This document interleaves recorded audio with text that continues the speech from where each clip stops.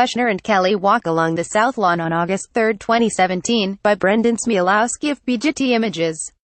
When Donald Trump appointed John Kelly as Chief of Staff in July, the four-star Marine general arrived with a mandate to bring order to a freewheeling West Wing.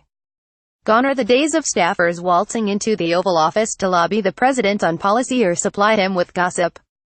Trump still tweets, of course, but for the most part Kelly's cleanup has been successful, according to interviews with a half-dozen Trump advisors, current and former West Wing officials, and Republicans close to the administration. The aide who has ceded the most influence in the Kelly era, these people said, is Trump's son-in-law, Jared Kushner. Kelly has clipped his wings, one high-level Republican in frequent contact with the White House told me. It's perhaps hard to remember now, but it wasn't long ago when Trump handed Kushner a comically broad portfolio that include plans to reinvent government, reform the VA, end the opioid epidemic, run point on China, and solve Middle East peace. But since his appointment, according to sources, Kelly has tried to shrink Kushner's responsibilities to focus primarily on the Israeli-Palestinian conflict. And even that brief appears to be creating tensions between Kushner and Kelly.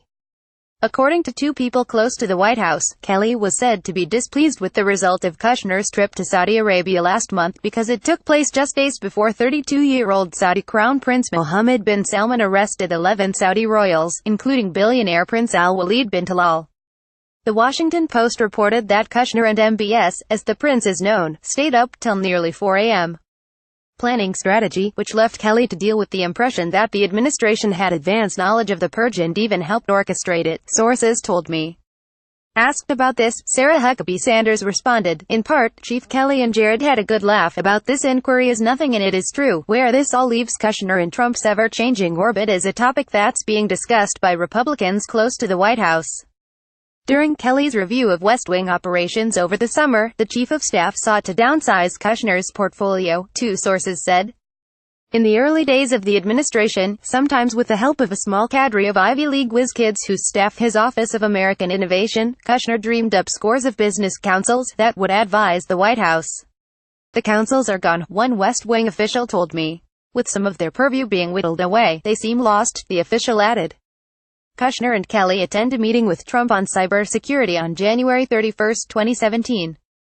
As Kushner's Russia troubles mount, last Friday the Senate disclosed that he had not turned over emails about WikiLeaks, a claim his attorney, Abby Lowell, denied. Insiders are again speculating, as my colleague Emily Jane Fox reported last month, about how long Kushner and Ivanka Trump will remain in Washington.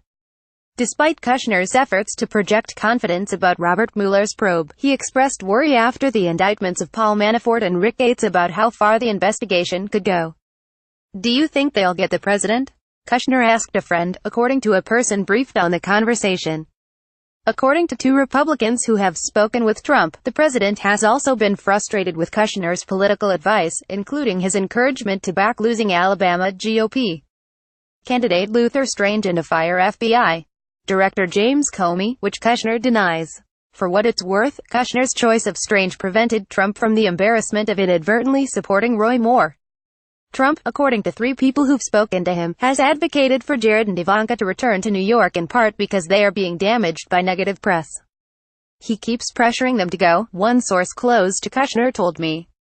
But as bad as the Russia investigation may be, it's not clear a New York homecoming would be much better for Kushner, given that his family's debt-ridden office tower at 666 Fifth Avenue could be headed for bankruptcy.